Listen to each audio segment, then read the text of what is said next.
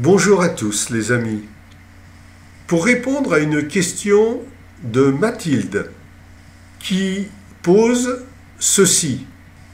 Comment rire de soi-même et comment peut-on rire de soi-même avec autrui quand eux-mêmes rient de nous? En pratique, ça se traduit comment? Comment rire de soi-même, premièrement. Deuxièmement, lorsque des êtres rient de nous, comment rire avec eux? Voilà la question de Mathilde suite à l'émission En suivant les étoiles, donc émission de Jean-Claude Carton. Et j'ai parlé de ceci, de rire de soi, savoir rire de soi. Alors la question de Mathilde, qui aimerait des explications, fait que ce qu'il y a à comprendre et à tirer comme leçon, c'est ceci. Pourquoi prendre l'habitude de rire de soi? D'abord pour diminuer son ego. Il est normal d'avoir l'orgueil de ce que l'on est, mais il est aussi normal d'avoir la modestie de ce que l'on n'est pas. C'est-à-dire qu'il faut avoir la juste vision de soi-même.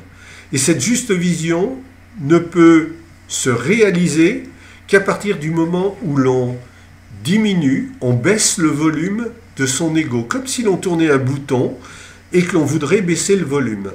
Alors, pour diminuer son ego, il n'y a pas de mystère, il faut quelque part savoir rire de soi, c'est-à-dire détruire une image illusoire que l'on a de soi.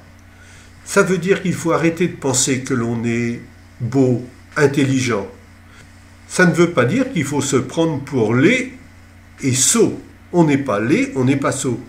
Mais accepter l'idée que l'on n'est rien, tout simplement. Rien, ça veut dire que nous sommes porteurs, tous, d'immenses connaissances. De connaissances, j'en pourrais dire divines, ce que j'appelle spirituelles, d'esprits bien plus grands que les nôtres. Et à partir du moment où l'on accepte donc de se reconnecter avec cet esprit plus grand en diminuant notre orgueil, cet esprit plus grand va se manifester de plus en plus en nous. Et comment y arriver? Et là, je boucle la boucle.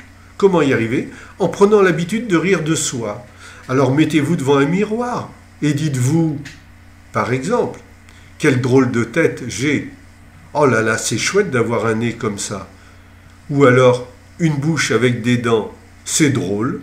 Comme d'avoir au bout des membres, d'avoir 5 doigts, c'est drôle. Pourquoi on n'en a pas 7 ou 3 ou 2 pour former juste une pince? C'est drôle.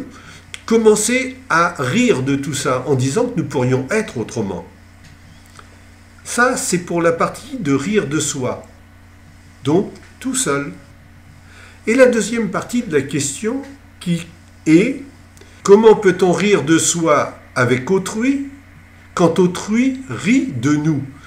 Imaginons deux personnes, puisque ce deux c'est déjà le pluriel, 2, 5, 20, 200, peu importe, qui rient de vous.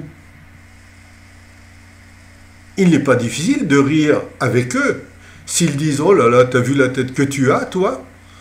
ou « T'as vu les pieds que tu as ?» ou etc. Mais rien ne vous empêche de dire « C'est vrai, quel drôle de pied! Oh là là, vous avez vu comment je suis fichu ?» C'est simplement ça, rire de soi avec autrui. C'est-à-dire participer avec autrui à casser, à détruire une image illusoire de grandeur de soi. Il ne s'agit pas de se détruire, il s'agit de détruire une image illusoire de soi. Ça va permettre quoi? Ça va permettre de comprendre que ce que nous sommes, nous ne le serons pas dans un jour, 10 ans. Notre corps aura changé, notre corps, donc notre visage, aura changé. On aura peut-être plus dans le sens de ne plus avoir. On aura peut-être plus de cheveux, on aura peut-être eu la bouche de travers, on aura peut-être eu un bras en moins dans un accident ou autre. Eh bien, cela n'empêche en rien de savoir rire de soi et dire « Vous avez vu comment je suis foutu ?» Le but de tout ça, encore une fois, c'est de diminuer son ego, de diminuer l'illusion d'une vision de soi. La leçon à comprendre de tout cela, c'est de comprendre que être est beaucoup plus important que vouloir paraître.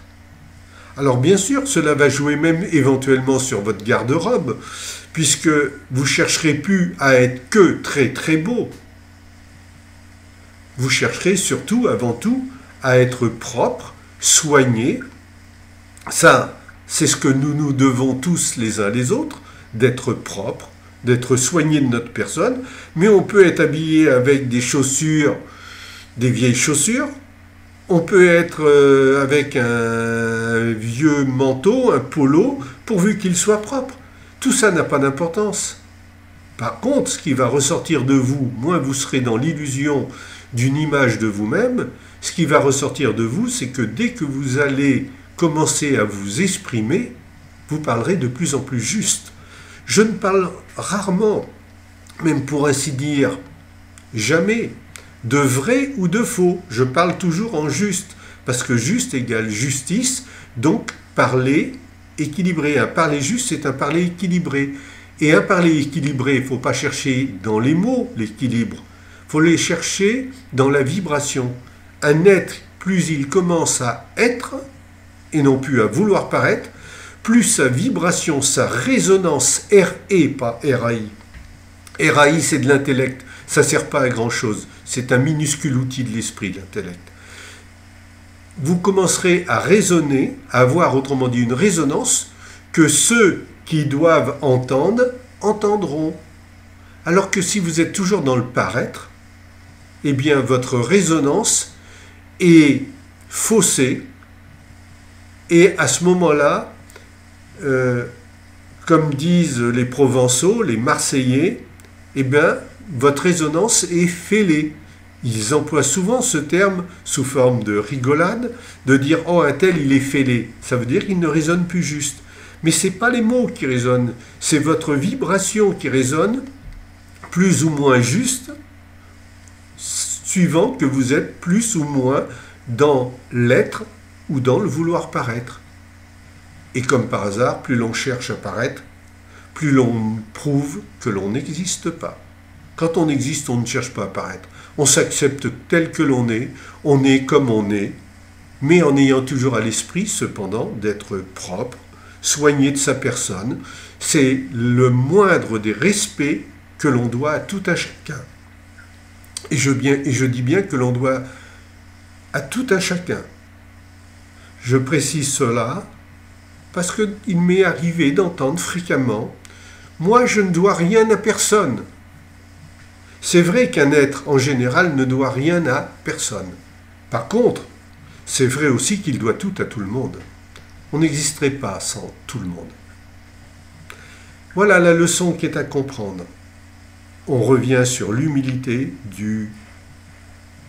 de l'être et l'on s'éloigne sur l'illusion du vouloir paraître, simplement en sachant rire de soi, qui s'appelle de l'humour. Ne comparez pas ce que je dis avec ces êtres que vous appelez des humoristes, qui ne sont en fin de compte que des grands moqueurs. Plus ils salissent quelqu'un, plus ça fait rire les êtres qui n'existent pas. Mais ces êtres qui se moquent d'autrui ne sont pas du tout des humoristes. Ils seront humoristes, ils deviendront humoristes lorsqu'ils sauront rire d'eux-mêmes et que cela fera rire autrui. Là, ils seront grands. Autrement, non. Je vous salue, les amis. À bientôt pour une autre question.